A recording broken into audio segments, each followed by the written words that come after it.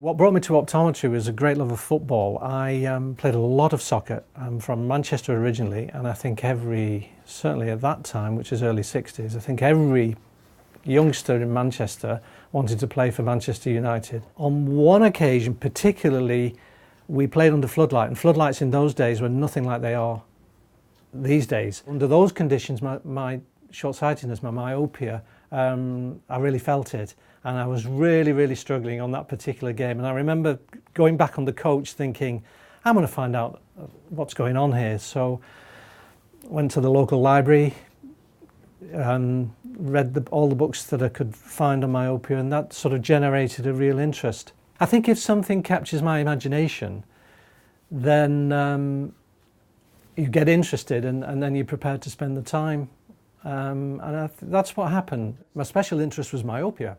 My PhD was actually in a different subject. It was in experimental psychology, which seems a bit strange now because, you know, one might have thought I'd have done myopia. But in fact, at that time, we're talking now 1968, myopia wasn't seen as a problem really. You just get yourself a pair of glasses or contact lenses and so problem solved, job done.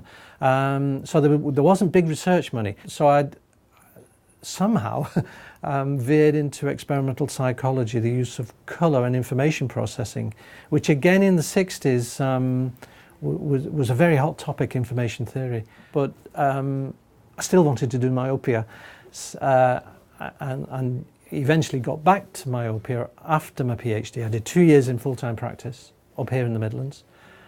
The job came up at Aston University, lectureship, which I went for, and that was an opportunity then to resuscitate my interest in myopia.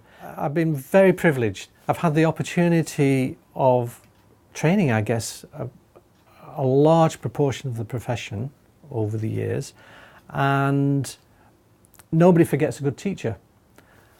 And I'd like to think that my students, past and present, think of me in that way, in the sort of way I thought of my teachers, both in school but particularly at City University. Another highlight is I'm quite proud actually of my PhD students that I've supervised over the years. There must be 25, maybe approaching 30 now, and the success they've made.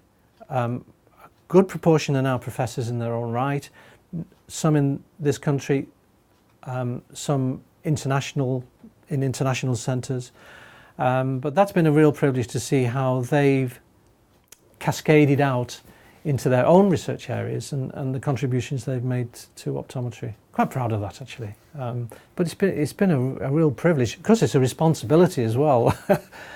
I had a feshriv, they called it the Burn Fest actually, a feshriv when I retired at the end of August 2011 now. And it was a wonderful occasion, and it drew together ex-PhD students, academics I'd done collaborative work with, we'd set up interest groups with, also individuals where my connection was through the teaching. But it's essentially an academic conference, and so married in with the feshriv was a special issue of ophthalmic and physiological optics.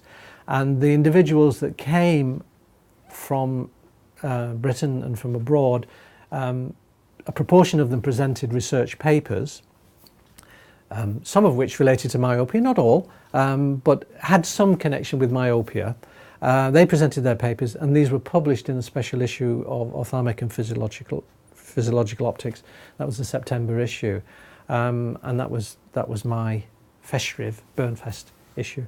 So that was a fabulous 2 days, and the family came, and my wife could meet a lot of the names she'd heard mentioned over the years, and it was delightful. It really was. It was really nice to see them and all collectively, and bringing that together I thought was very nice. Yeah, very humbling experience.